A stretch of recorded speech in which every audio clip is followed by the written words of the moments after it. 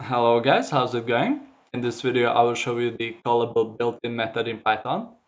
So the callable method returns true if the past object appears to be callable, and if not, it will return false otherwise. So this is how the syntax looks like. The method takes one parameter, which is an object that we want to test whether it's callable or not. And the function will return a Boolean value, more specifically true if the object appears to be callable and false otherwise.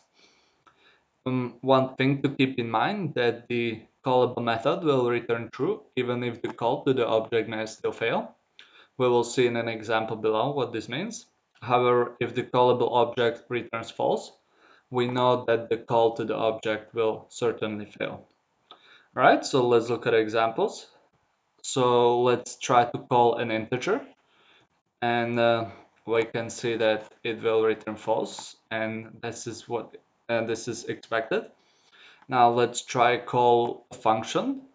So we define a callable function, which is upon its call, it's just going to print out something. So let's try testing it with the callable method, and we can see that the function is callable. And when we try to call it, the function will return the print statement. Now let's define a class that has a call method implemented. And if we try to if we try to test whether the class is callable, we can see that it's true. And so let's create an instance and create the instance of a class.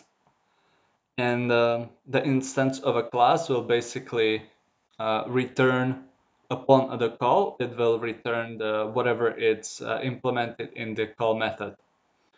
Now, if we have a class which doesn't have the call method implemented, but we still want to test whether it's callable, it will return true.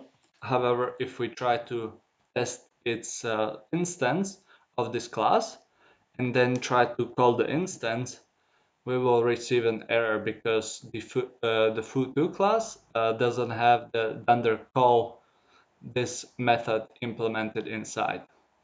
All right, so this is the callable method, and that's pretty much it. So thank you for watching.